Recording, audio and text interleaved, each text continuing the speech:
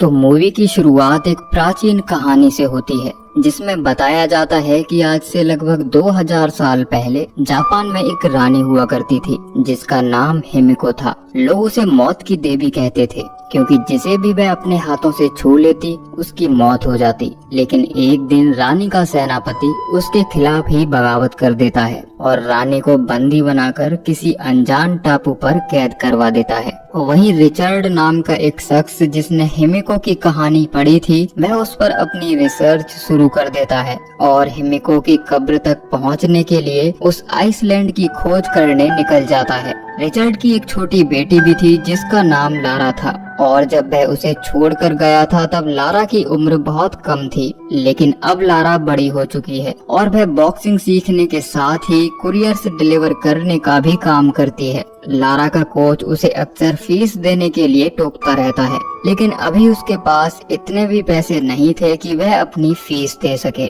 एक दिन जब लारा की साइकिल पुलिस की कार से टकरा जाती है तो उसे अरेस्ट कर लिया जाता है जिसकी बेल करवाने उसके डैड की बिजनेस पार्टनर एना आती है जो उसे अक्सर उन डॉक्यूमेंट्स पर साइन करने के लिए मनाती रहती थी जिन पर साइन करने के बाद वह अपने डैड की संपत्ति की मालिक बन जाएगी जो उसके डैड जाने से पहले उसके लिए छोड़ कर गए थे। एना बताती है कि तुम्हारे डैड को गए हुए 7 साल बीत चुके हैं, तुम्हें अब मान लेना चाहिए कि वो अब लौट कर नहीं आएंगे। लेकिन लारा को आज भी यकीन है कि उसके डैड एक दिन उस जादुई टापू से जरूर वापस आएंगे, इसीलिए वह उन डॉक्यूमेंट्स पर साइन करने से मना कर देती है।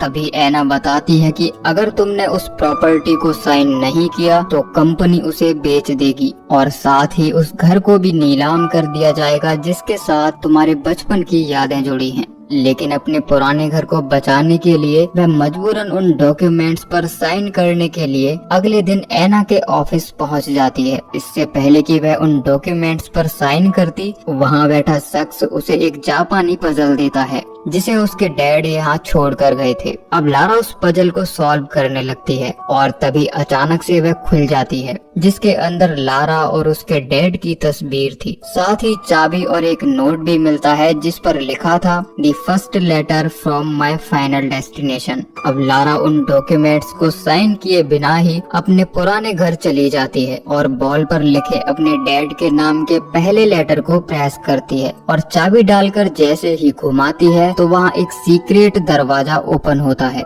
जिसकी सीढ़ियाँ बेसमेंट में बने एक रूम तक जाती हैं। इस रूम के अंदर लारा को एक कैमरा मिलता है जिसके अंदर लारा के डैड की रिकॉर्डेड वीडियो होती है जिसमें वह लारा से कहते हैं कि मैं तुम्हें बहुत प्यार करता हूँ लेकिन तुम्हें अकेले छोड़कर जाना मेरी मजबूरी थी। दरअसल मैं साबित करना चाहता था कि आज भी दुनिया में सुपरनैचुरल पावर्स होती हैं, इसीलिए मैंने हिमिको पर रिसर्च करना शुरू कर दिया। लेकिन अब मैं चाहता हूँ कि तुम हिमिको रिसर्च के सभी डॉक्यूमेंट्स और टेप्स जला दो ताकि वह किसी भी गलत इंसान के हाथ न लग जाए। लेकिन लारा उन डॉक्यूमेंट्स को जलाने की बजाय उन पर खुद रिसर्च करने लगती है और तभी उसे एक बॉक्स के अंदर कुछ मैप, एक टेप और उस जहाज की फोटो मिलती है जो उसके डैड को उस आइसलैंड पर लेकर गया था। अब लारा ने भी ठान लिया था कि वह अपने डैड को ढूंढने के लिए जापान के उस टापू पर जाएगी। इसीलिए वह अपने डैड की आखिरी निशानी यानी कि अपने उस कीमती लॉकेट को बेच देती है और पैसों का बंदोबस्त करके हांगकांग शहर पहुंच जाती है।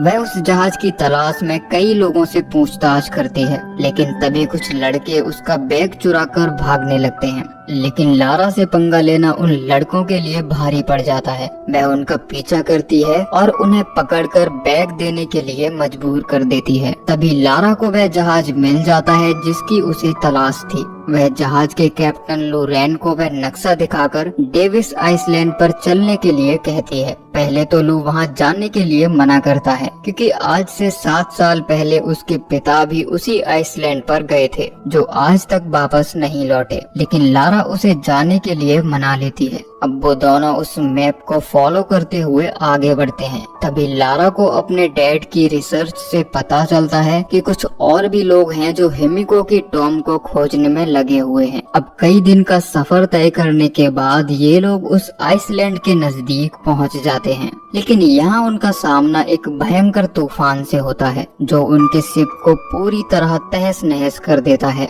इससे पहले कि उनका ये शिप डूब जाता, वो दोनों जहाज से कूद जाते हैं और लारा तैरते हुए उस टापू तक पहुंच जाती है। लेकिन तभी कोई लारा के सर पर हमला करके उसे बेहोश कर देता है और जब अगले दिन लारा को होश आता है तो वह देखती है कि एक शख्स उसके सामने बैठा है। वह शख्स बताता है कि मेरा नाम बोगल है और मैं यहाँ पिछले कई सालों से टॉम को ढूंढ रहा हूँ। तभी लारा देखती है कि बोगल ने उसके बैग से वह डायरी निकाल ली है जिसमें उस टॉम का पता है। वह लारा से कहता है कि आज से 7 साल पहले जब तुम्हारे डैड इस टापू पर आए थे तो मैंने उन्हें मार दिया और अब तुम भी मेरी गुलाम बन चुकी हो।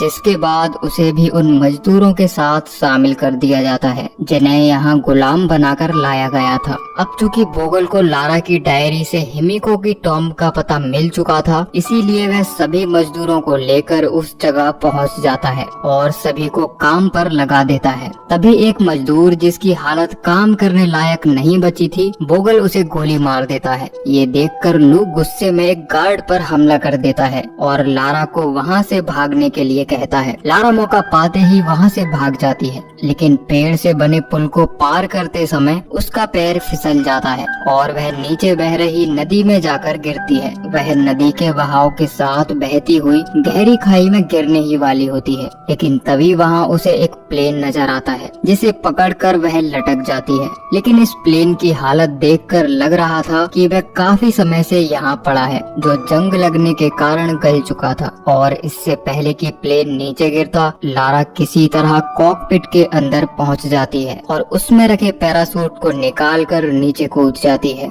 लेकिन पैरासूट खराब होने के कारण वह ठीक से लैंड नहीं कर पाती और पेड़ों से टकराते हुए जमीन पर आकर गिरती है। हालांकि उसकी जान तो बच जाती है, लेकिन वह काफी जख्मी हो चुकी थी। जब वह जंगल से बाहर आती है तो देखती है कि बीच पर उनके जहाज का मलबा हर तरफ फैला हुआ है, यानी कि यहाँ से भागने का उसके पास कोई रास्ता नहीं है। अब जब रात होने पर वह आराम कर रही होती है कि तभी एक ट्रिनिटी गार्ड उसे ढूंढते हुए वहाँ आ जाता है और उसे मारने की कोशिश करने लगता है, लेकिन लारा उस पर पत्थर से हमला करके उसे मार देती है। तभी उसे एक और आदमी की झलक दिखाई देती है जो उसे देखकर भागने लगता है। लारा भी उसका पीछा करती है और उस तक पहुँच जाती है और वह देखती है कि पागल सा दिखने वाला ये आदमी कोई और नहीं बल्कि उसके डैड हैं, जो पिछले 7 सालों से इस टापू पर फंसे हुए हैं।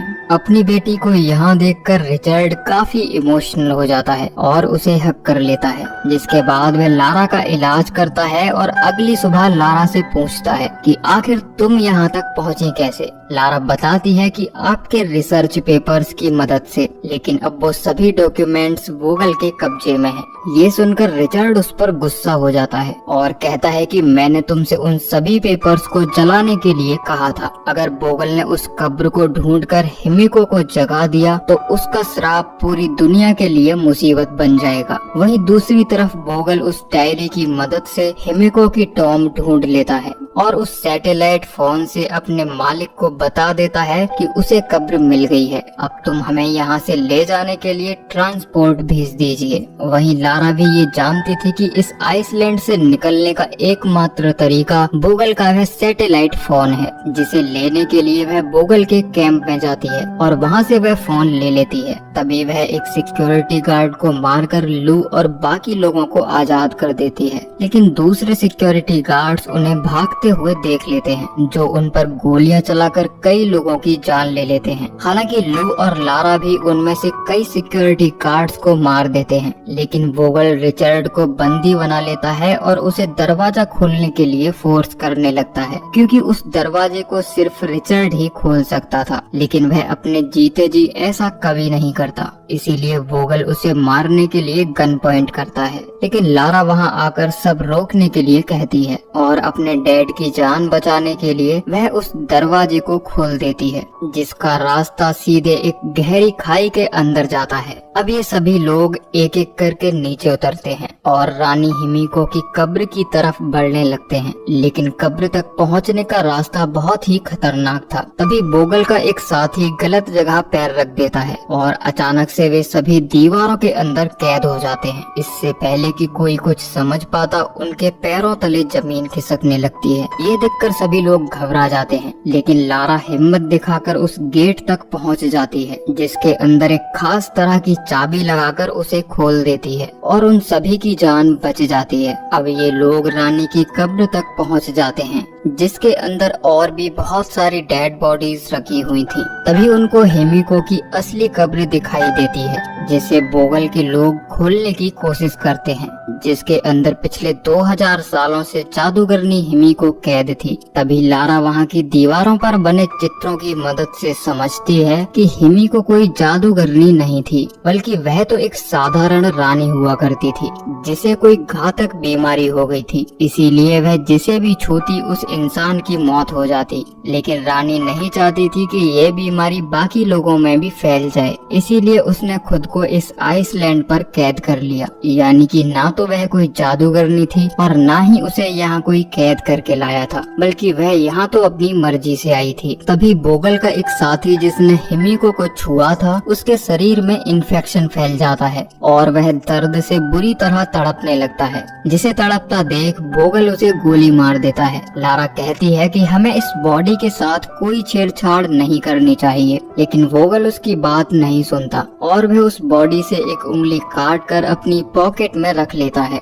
लेकिन लारा और उसके डैड नहीं चाहते थे कि ये जानलेवा बीमारी कब्र से बाहर जाए, इसीलिए वो उन पर हमला कर देते हैं। लेकिन तभी बोगल का एक और इन्फेक्टेड साथी रिचर्ड पर हमला कर देता है, जिसके छूने से वह भी इन्फेक्टेड हो चुका था। ये देखकर लारा रोने लगती है। वह अपने पिता के पास आने की कोशिश करती है, लेकिन वो उसे दूर रहने के लिए कहते हैं, क्योंकि इन्फेक्शन का असर तेजी से उनकी बॉडी में बढ़ता ही जा रहा था। यानी कि अब उनका बच पाना नामुमकिन था। वह लारा से कहते हैं कि मैं हमेशा से तुम्हें बड़े होते हुए देखना चाहता था, लेकिन आज तुम्हें अपने सामने देखकर मुझे अब मरने का कोई अफसोस नहीं है। अब तुम मुझसे वादा करो कि बोगल को इस टॉम से बाहर नहीं जाने दोगी। जिसके बाद लारा अपने डैड की बात मानकर बोगल को रोकने के लिए उसका पीछा करती है और वहाँ लगी सीढ़ी को खाई में गिराकर आगे जाने का रास्ता ब्लॉक कर देती है। जिसके बाद उन दोनों के बीच काफी देर तक हैंड टू हैंड फाइट चलती है, लेकिन आखिर में लारा बोगल को हरा देती है और बोगल की पॉकेट से वह उंगली निकालकर उसके मुंह में डाल देती है। जिसके बाद वह भी इन्फेक्टेड हो जाता है, जिसे लारा किक मारकर खाई में गिरा देती है। वहीं रिचर्ड हिमिको की कब्र के साथ ही खुद को बॉम्ब से उड़ा लेता है, जिसके फटने से पहाड़ टूटने लगता है। अब लारा तेजी से एग्जिट डोर की तरफ भागने लगती है और वहाँ लटकी रस्सी की मदद से ऊपर चढ़ने की कोशिश करती है, लेकिन वह सुरंग पूरी तरह से बंद हो जाती है। वहीं धमाके की आवाज सुनकर लो और बाकी लोग भी यहाँ आ जाते हैं, जो लारा को खींचकर टॉम से बाहर निकाल लेते हैं और इस तरह उसकी जान बच जाती है। थोड़ी ही देर में एक हेलीकॉप्टर यहाँ आता है, जिसे बोगल ने बुलाया था, लेकिन ये लोग पायलट को गन पॉइंट पर लेकर उसमें बैठ जाते हैं, जो उन्हें इस आइसलैंड से निकालकर शहर ले जाता है। वहीं अब लारा अपने घर यानी कि लंदन शहर पहुंचकर उन डॉक्यूमेंट्स पर साइन कर देती है और ऑफिशियली अपने डैड की प्रॉपर्टी की मालिक बन जाती है। तभी लिस्ट चेक करने पर उसे पता चलता है कि बोगल जिस कंपनी के लिए काम कर रहा था वह कंपनी एना की है, जो उसके डैड की बिजनेस पार्टनर थी और उसी ने हिमिको की टॉम ढूंढने के लिए बोगल को हायर किया था, ताकि वह सुपर नेचुरल पावर्स का इस्तेमाल अपने फायदे के लिए कर सके। लेकिन अब लारा को एना का सच पता चल जाता है और अब वह उनके साथ लड़ने का फैसला करती है और इसी के साथ ये मूवी एंड होती है। दोस्तों, ये कहानी सुनने के लिए आपका दिल से धन्यवाद। मिलते हैं अगली वीडियो में, तब तक के लिए अल्लाह हाफिज।